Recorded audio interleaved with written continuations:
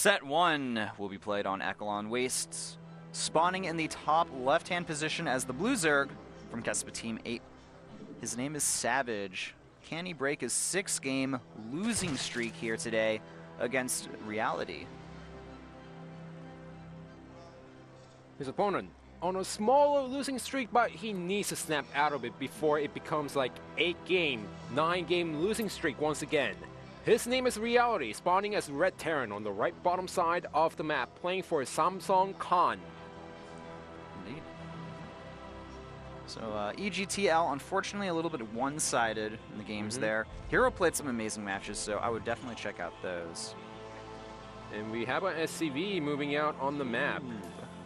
Looks like Reality wanting to get aggressive early on in this game. So let me just talk about the stats. These two teams are always back and forth. Round number 1, Team 8 wins. Round number 2, Team 8 wins. 3 and 4, Samsung Khan wins. And it's Ro's debut 5th year, actually. That's unfortunate because he recently got eliminated from WCS, but still playing very good. Still got the seed. Yeah, he's got the seed as well for Codes next season. Something very still important. Playing well. It's just that his opponent Innovation was just too strong. Innovation's pretty good. He's pretty good, guys. He definitely could have. Roro actually could have made it to the finals if he didn't meet Innovation. That's true. On his way. So because yeah, I mean his CVC is fantastic. His CVP is amazing, but his CVP lacks a little bit. We saw that in Pro League too. Yeah, it's true. We would have actually seen him play against Symbol in the semifinals had he won his game, and that would have been a rematch from the last Wings of Liberty GSL finals. So a little fun fact for you guys there. Now, we do have Savage. He doesn't have any spawning pool. There it is. Okay, there we go. But at least his opponent, Reality, is only a 1-4 barracks, not double. Yeah, that's true. Also, we have a gas on the way, fast gas from Savage here. So he will be going for that Zergling speed earlier on.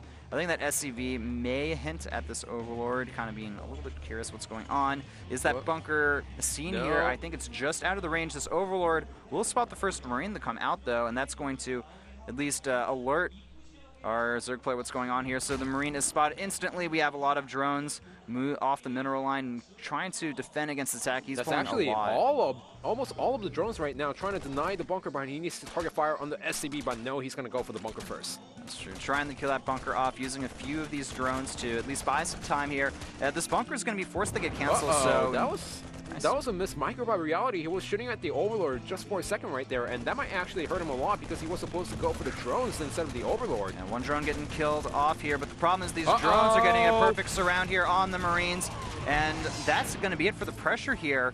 3 drones have been killed, at least for Reality, but overall, I feel like our Zerg player, Savage, dealt with that pretty well. That could have gone a lot worse for Savage. Now, behind us, Savage, he lost a lot of mining time at the main base and the natural. He does have the 6 Zerglings coming out, but his opponent, Savage, he's well fortified back in the main base. The barracks is going to land. The command center is there for the wall off, so... Yeah. Reality, as long as he plays this out smartly, he's not going to die right now. He's going to be forced to pull some SCVs off his mineral line, but other than that, he's not going to be in too much trouble here. Yeah. I want to see some good micro here from Savage, pulling back the weaklings instead of not attacking at all here. But it seems like he just wants to delay the expansion as long as possible at this point. He doesn't want to risk it. Yeah. Speed out on the way for Savage, with Reality going for the bunker just to be safe against any bust or something like that, with tons of Zerglings streaming in. Also going for the factory and reactor. Getting that reactor up. Also, he has 2 gases right now, so pretty heavily going into his tech right here as well. The command center orbital finishing up as well. No 3rd hatchery on the way yet from our Zerg player. He's fine on 2 for this point. Looks like a scouting SCV got picked off there by that Queen, so it won't be able to see too much information here. Alright, so SCVs or Zerglings moving around the map. I like that decision there. We have a Roach Warren on the way from Savage here. A good decision. I love that Zerg players nowadays are going for much more Roach heavy style early on. We've seen Symbol with some crazy Roach Ling and Baneling attacks do very well against Terrans that go for the Widowmine tech. Well, right now, before going for the Widowmines, we see Reality going for the Hellbats. He's getting that armory, 2 Hellions on the way, that Starport going down. Hellbats, man, I think every single game where Terran's been played, they've gone for the Hellbats so far. And that's the reason why almost every single game these Zerg players go for the Roaches to deal against the Hellbats. Yeah, you simply have to. And even then, we saw some really good micro from Innovation against Aurora where the Roaches weren't able to properly deal with the Hellbats here. So as these Terran players get better at attacking with the Hellbats and harassing with them, it's going to get a little bit harder to defend, I feel. But at the same time, the Zerg players will have more experience dealing with those kind of situations. I mean, the current problem with the Hellbats is that Zerg players expect the first and the second drop, and they are well defended at the main base and the natural.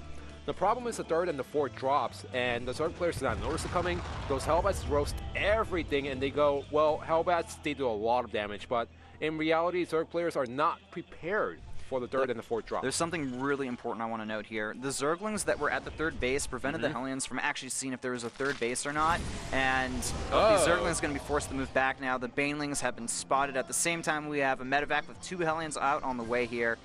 Looks like the aggression that he wanted to hide from reality has been kind of seen here, but still the unit supply very even between both players. Unit composition, I think that our Zerg player, it's completely favors Zerg right now. We have some Marauders in the mix here, but the problem is that there's a lot of units at the natural. The Hellbats moving towards this natural here.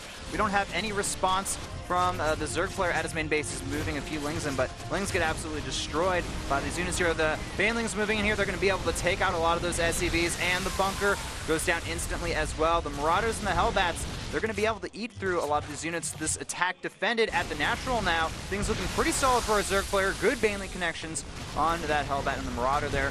Killing up a lot of units. It looks like Reality will defend here, but he is taking a lot of economic damage. He has taken a lot of economic damage, but it could have gone much worse for Reality if he lost a lot more SCVs, if he lost the command center at the natural. Yeah. So at least he saw the Roaches coming down at the last second, and he is still ahead when it comes to the worker count. 32 SCVs to 30 drones. He deflected the attack, but he needs to play a little more defensive right now because that's a lot more Zerglings coming in right now. Yeah, the Zerglings are moving in. They could get a nice surround here on this army. Roaches moving in. A nice surround from our Zerg player. Savage here. He's playing this very well, microing the best that he can against these units. Reality is just running out of units. That's the problem here. That Hellbat gets taken out. There's almost no army left now from our Terran player. But Reality also microed that really well. Focus firing on the Zerglings with the Hellbats and focus firing on the Roaches with only Marauders. So he's doing a nice job trying to stay in this game, but that's a lot of units streaming through once again.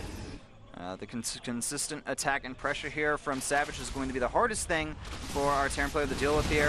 If he can hold on, actually a little bit of a mistake there. The Banelings connect with the supply depot over here. A few more Hellbats taken out, but things are getting more and more cost efficient for our Terran player as time goes on. He is starting to stabilize here, but the pressure is not completely over. Pressure is not completely over, but if the second bunker finishes, then he's going to have much easier timing defending against what is he going to do? Try to run by into the main base, but Reality has nice reaction against that. Now these Hellbats normally very slow, but the Banelings, they don't have their speed, so that's what's allowing these Hellbats to run away from them. Nice Zergling surround going on here. Going to do a lot of damage to these Marauders. Force them back. The Banelings getting decent connections, killing off all of the Hellbats here. Zerglings being canceled. I feel like Reality, he's been able to stabilize here, and we have to see more economic focus from our Zerg player now. Yeah, the Hellbats were the key because remember, Savage, he wasn't turning every single Zergling into the Banelings, and he was focusing on the Zerglings and few Roaches, I have to say, which is pretty much a good news for Reality if he's going for the Hellbat-centric army. Yeah, couldn't sit it better myself.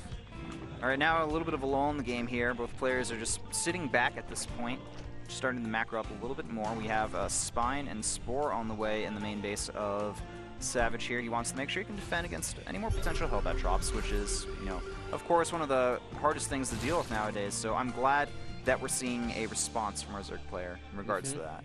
And behind this, Reality scans the natural. He sees that there aren't that many units coming out. He saw the drones getting replenished at the natural, so he knows that the aggression is, there's not going to be any aggression anytime soon, so he could freely move around on the map and not get surrounded. Yeah, that's true. And more nice SimCity from Reality going on here. He's getting that third command center, moving out with Marauders and the Hellbats here. This is actually the same unit composition we saw our Terran player Innovation defeat Aurora with recently. And this is a really strong composition at this point. That's a lot of Marauders. Remember, there's 9 Roaches out on the way with already 6 Roaches, so Savage is going to have enough units army to defend against this, but it really depends on Reality's micro and Savage's micro with his roaches. I am getting a little bit concerned here for Savage. He's quite far behind on supply. He's got Banelings. He's going to move them in now to try to take out those units, but the micro, they're stim done here. He's going to be able to just slowly pick off units left and right here. I feel abusing his position, he's going to be able to take out that Spore Crawler and even potentially the Extractor here, which is just really smart play here. And adding in the Hellbats is just icing on the cake right now, because those Hellbats are going to eat through the Zerglings and some of the Banelings before they connect to the Marauders. Exactly. It's completely just messing with the composition here. And that Evolution Chamber actually very low on health. And it looks like Savage moving forward here, doesn't want to risk it. At the same time, Reality lifting up with all of his units in those medevacs, trying to get his opponent out of position, but our Zerg player completely ready for this. Yeah, but if he actually drops in the corner, then it's going to be a little bit better for Reality a little bit earlier in the game, because there aren't that many Zerglings, there aren't that many Banelings, I have to say, and the Hellbats are going to eat through everything. His opponent cannot get a full surround on the main army, but Reality is not going to risk it right now. Well, he does drop inside the main base. Right, here as he soon goes. as I say that. He's going to go ahead and take out a lot of the units here, getting in a pretty solid position, but there's a potential for a surround here. Probably will see a lift up immediately here from Reality. Loses one medevac. And a few units there. Still does a good amount of damage, though. He certainly killed off a few workers. I think he got the Queen as well. And the key is, during all of this, he knows what his opponent is going for. A lot of roaches on two bases. He doesn't see a third base from his opponent, Zerg player, so he knows this is going to be a really strong timing. And Reality knows all he has to do is defend once. Also, something really important to note here, we have siege tanks in production. Well, that's the reason why. He saw tons of roaches. He knows that all he has to do is defend once, get the siege tanks out. All right, we have Savage moving in here, going for a big attack. The bust at this natural. Will it be enough here? The roach count is very high at this point, but he's moving back here. That siege tank helping out a lot. The Marauders now being added into the mix. There's a lot of units from Reality here. He's just starting to shred apart these roaches, and with that, I feel like Reality, he's got a big enough advantage. GG is called. Savage falling. Reality taking game at number 1. Yeah, he saw tons of roaches coming out, no third base. The only answer for Savage was going to be some type of Nidus play or a really powerful bust at the natural. So getting the siege tanks, amazing decision by him. But even then, he just had tons of units at the natural to defend against the roaches and the Banelings. I have to say that Reality, that was pretty much bio-mech there. Yeah. You saw an equal amount of bio-mech units throughout almost that entire game. It was really cool style. We don't really see too much of that quite yet. That really depends on if you count Hellbats as bio or mech. I would consider them mech, but they can be healed by medevacs. It's a complicated thing going on here. Well, it's like Blizzard is like, you know, let's let the Hellbats get healed, and everyone's like, are they? I thought they were mech units. Well, what's going on here? Well, no matter how you look at it, Hellbats are Hellbats, and they are great against Zerglings. Just a combination between a Hellion and a Firebat, you get the Hellbat. So it really actually is the best of both worlds if you think about it. And with the first game going to Reality, the next map is going to be Naro Station. Who is Kespa teammate going to send out? I have a feeling it's going to be Terminator. He's very good in this matchup. We could also potentially see Argo, excuse me. He's on the end of the bench, and Argo is selected here for the second map to play against Reality. He's a Protoss player and one of the better players from Kespa teammate here. Actually, the best player from Kespa teammate. Yeah, I guess if you think about it results-wise, Argo is their de facto ace player, and he will be playing against Reality, and the matchup is pretty solid.